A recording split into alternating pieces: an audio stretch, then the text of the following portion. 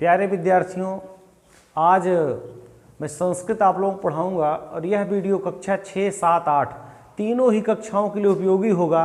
खैर उपयोगी तो 9, 10 के लिए भी हो सकता है, या कोई भी छात्र जो संस्कृत पढ़ना चाहे, उपयोगी तो सबके लिए है, क्योंकि अब व्याकरण की बिल्कुल बेसिक चीज़ें मैं आज इस वीडियो में बताऊंगा। तो आप पहले जानिए संस्कृत शब्द की व्युत्पत्ति कैसे हुई है। अब बहुत सारे छात्र संस्कृत पढ़ते हैं मगर वो संस्कृत शब्द की ही व्युत्पत्ति नहीं जानते। वास्तव में क्या होता है कि संस्कृत में जितने भी शब्द होते हैं सबकी व्युत्पत्ति होती है। कोई ऐसा शब्द संस्कृत में आपको नहीं मिलेगा जिसकी व्युत्पत्ति ना हो। तो सारे शब्दों की व्युत्पत्ति ना हम बता सकते हैं, ना आप बता सकते हैं, ना कोई बता सकता है, लेकिन कुछ प्रमुख शब्दों की व्युत्पत्ति हमको आनी चाहिए। जैसे संस्कृत हमारा विषय है और संस्कृत की व्युत्पत्ति तो हमको जाननी चाहिए कम से कम। तो चलो, जो लोग जानते हैं उनके लिए तो अच्छा है, जो नहीं जानते वो चाहे जिस किसी भी क्लास के विद्यार्थी हों वो आज जाने कि संस्कृत की व्युत्पत्ति क्या है। तो देखिए, जो संस्कृत हमारा शब्द है ये बना कैसे है, इस बात को हम जानेंगे आज। तो देखिए भैया, इसमें सम उपसर्ग है। पहला उपसर्ग आप जानते हैं कि संस्कृत में उपसर्गों की संख्या 22 है। संस्कृत में उपसर्ग कितने हैं? 22। तो 22 उपसर्ग में से एक उपसर्ग है सम, और सम के बाद भैया है एक क्री धातु। तो धातु भी जान लें, माने क्रिया के मूल रूप को धातु कहते हैं, और धातुओं की संख्या भी संस्कृत में लगभग 2000 के आसपास मानी जाती है। तो सम उपसर्ग क्री धातु, और इसमें भैया ता प्रत्यय लगा है, लेकिन ता लिखा जाता है भैया आधा काय और ता। पढ़ते तो हम इसको ता प्रत्यय हैं, लेकिन लिखा कैसे जाता है? आधा काय और ता। और इतने से ही नहीं बनेगा, इसमें सुट काय आगम होगा। इसका आगम होगा भैया सुट काय आगम। तो संस्कृत शब्द की व्युत्पत्ति हमने आपको बताई भैया कि सम उपसर्ग है, क्री धातु है, ता प्रत्यय है, और फिर सुट का आगम है। तो ऐसे ये आपका संस्कृत शब्द बना है। तो मानो हमने क्या किया, संस्कृत शब्द के टुकड़े टुकड़े कर दिए और टुकड़े टुकड़े करके उसको जोड़ दिया। तो टुकड़े टुकड़े किया तो भैया इतने टुकड़े निकले। सम उपसर्ग आ गया, क्री धातु आ गया, ता प्रत्यय हो गया और सुट का आगम, और सारे को जोड़ दें तो बन जाता है क्या? हमारा संस्कृत। तो ये तो संस्कृत की व्युत्पत्ति है। अब देखिए, संस्कृत शब्द का जो अर्थ है वो क्या है? संस्कृत शब्द का अर्थ है शुद्ध, परिष्कृत,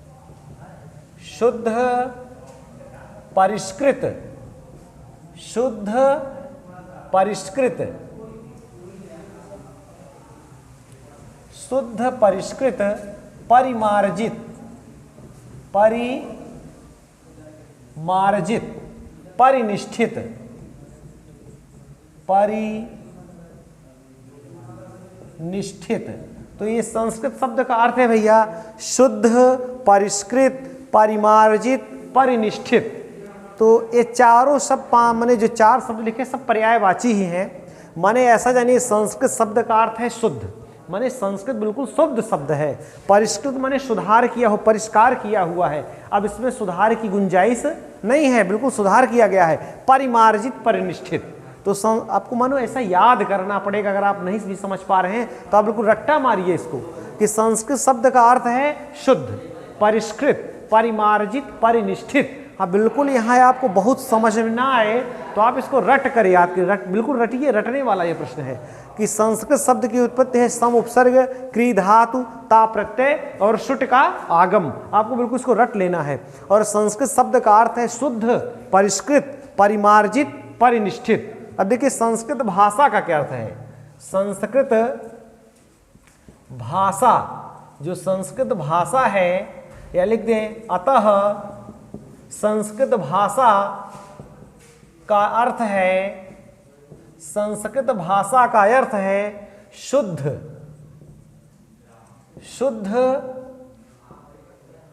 परिमार्जित, शुद्ध परिमार्जित भाषा, शुद्ध परिमार्जित भाषा। तो अतः संस्कृत भाषा का अर्थ है शुद्ध परिमार्जित भाषा या संस्कार की गई भाषा। जो संस्कृत भाषा है यह शुद्ध भाषा है, परिमार्जित भाषा है, परिष्कृत भाषा है, परिनिष्ठित भाषा है, माने संस्कार किया गया है। अब इसमें कोई दोष नहीं है। संस्कृत भाषा जो ऐसी है वो बिल्कुल निर्दोष है, दोष से मुक्त है, इसमें दोष नहीं है। और जो दोष थे भी उसको परिष्कृत किया गया है, परिमार्जन किया गया है उनका।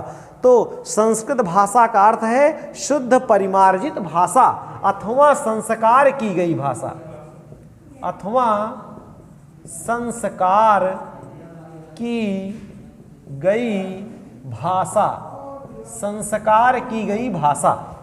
तो संस्कृत भाषा का अर्थ है शुद्ध परिमार्जित भाषा, शुद्ध और परिमार्जित भाषा अथवा संस्कार की गई भाषा।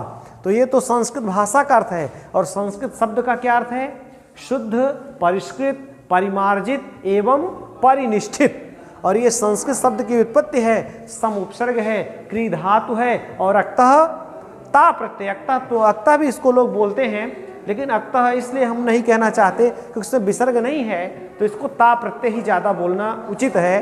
ता प्रत्यय है और इसमें सुट का आगम है। अब देखिए एक चीज़ और, इसी के बाद हम लोग व्याकरण पढ़ते हैं तो व्याकरण की भी व्युत्पत्ति हम आपको बता रहे हैं कि व्याकरण क्या है। तो व्याकरण ये जो शब्द हम पढ़ते हैं, देखिए इसकी व्युत्पत्ति क्या है? वी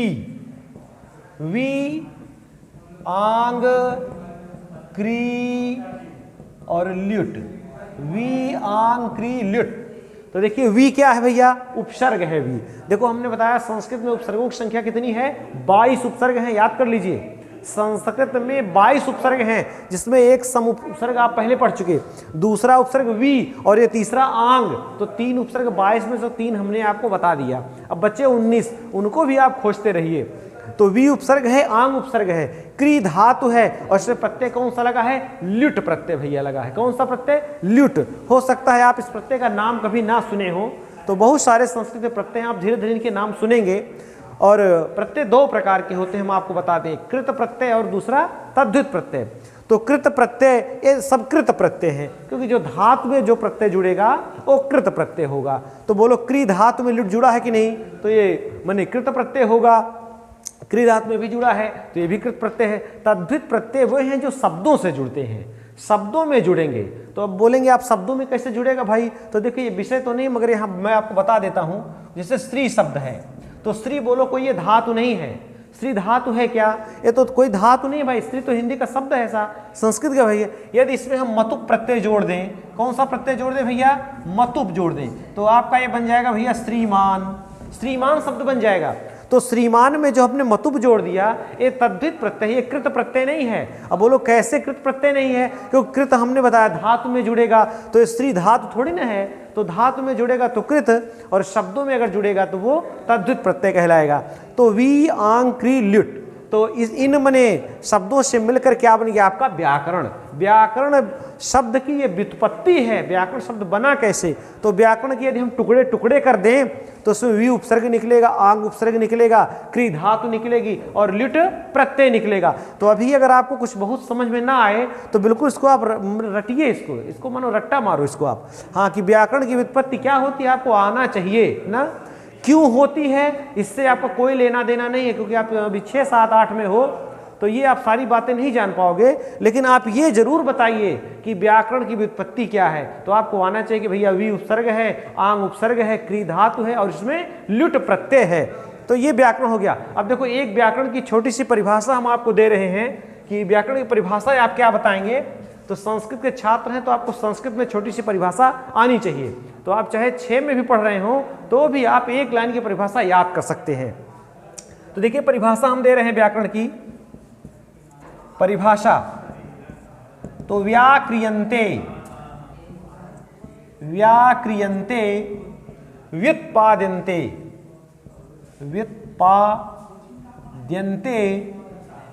वर्णाः, व्याक्रियन्ते व्युत्पाद्यन्ते शब्दाः, शब्दाः अनेन इति व्याकरणम्, अनेन इति व्याकरणम्, व्याक्रियन्ते व्युत्पाद्यन्ते शब्दाः अनेन इति व्याकरणम्।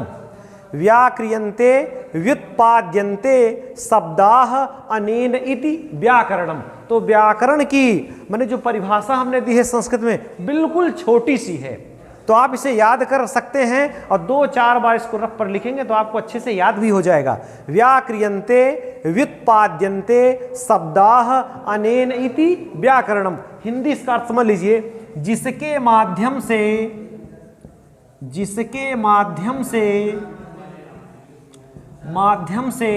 शब्दों की, जिसके माध्यम से शब्दों की उत्पत्ति, जिसके माध्यम से शब्दों की उत्पत्ति या निष्पत्ति बताई जाए, उत्पत्ति या निष्पत्ति बताई जाए, उत्पत्ति या निष्पत्ति बताई जाए, उसे व्याकरण कहते हैं।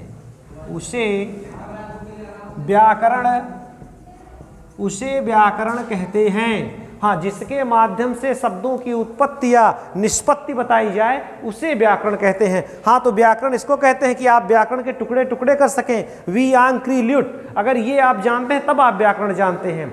तो व्याकरण की परिभाषा यही संस्कृत में आप याद करें, व्याक्रियन्ते व्युत्पाद्यन्ते शब्दाः अनेन इति व्याकरणम। और जिसके माध्यम से शब्दों की उत्पत्ति या निष्पत्ति बताई जाए उसे व्याकरण कहते हैं। हिंदी में आपने दूसरी परिभाषा पढ़ी होगी कि जिसके द्वारा हमको माने शुद्ध पढ़ना लिखना बोलना आ जाए और उसे व्याकरण कहते हैं। लेकिन संस्कृत में आपको पढ़ना आ रहा है, बोलना आ रहा है, तब वो आप मानो व्याकरण नहीं आ रहा है, क्योंकि आपको शब्दों की व्युत्पत्ति तो नहीं आ रही है। तो शब्दों की व्युत्पत्ति जब आएगी और तभी आप व्याकरण जान रहे हैं, तो आपको व्युत्पत्ति भी जाननी पड़ेगी। और संस्कृत में कोई ऐसा शब्द नहीं है जिसकी व्युत्पत्ति ना हो, उसमें कोई न कोई धातु कोई न कोई प्रत्यय जरूर है। तो आप इतना तैयार करिए, और कल व्याकरण की और हम 1-2 परिभाषाएं आपको देंगे, क्योंकि ज़्यादा माने लंबा वीडियो हो जाता है। तो इतना आप तैयार करिए आज, और आज के लिए बस इतना ही। धन्यवाद।